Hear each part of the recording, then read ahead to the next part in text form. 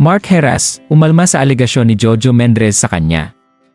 Rumesbak ang kapuso aktor na si Mark Heras sa mga akusasyon laban sa kanya ng tinaguriang revival king na si Jojo Mendrez.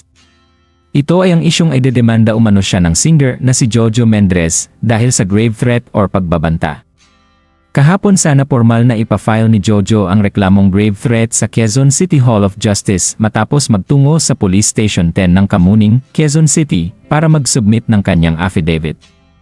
Samantala, sa mensaheng ipinadala niya ay diretsahan niyang itinanggi ang paratang at iginiit na wala siyang kinalaman sa anumang banta o pananakot laban kay Jojo. Ayon kay Mark, hindi niya ugali ang manakot ng tao kahit pa may mga isyong ibinabato sa kanya. Ayon sa kanya ay mas pinipili niyang ilaan ang kanyang oras at enerhiya sa kanyang pamilya at trabaho kaysa patulan ang mga kontrobersya.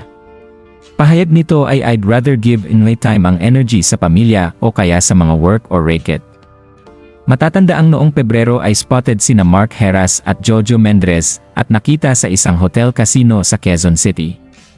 Nitong Marso naman sa Guia Star Awards for Television na ginanap sa Dolphy Theater, Quezon City. Nakatakda sanang mag-present ng award ang dalawa, ngunit umalis si Mark bago ang kanilang segment. Ayon kay Mark ay hindi sila magkarelasyon kagaya ng lumalabas sa balita. Nagkaroon sila ng verbal na kasunduan para sa isang e-collaboration kung saan sumusuporta si Mark sa promosyon ng mga kanta ni Jojo. Sa bawat pagdalo ni Mark sa mga aktibidad na may kinalaman sa promosyon, nakakatanggap siya ng honorarium mula kay Jojo. Gayunpaman, ang kanilang e-collaboration ay nagtapos na kamakailan. Ayon sa kampo ni Jojo, umabot sa halos 1 milyong piso ang utang ni Mark kay Jojo. Dahil dito, nagpasya si Jojo na tapusin na ang kanilang e-collaboration. Anong masasabi niyo sa balitang ito? Magkomento sa ibaba at huwag kalimutang mag-subscribe for more videos. Maraming salamat!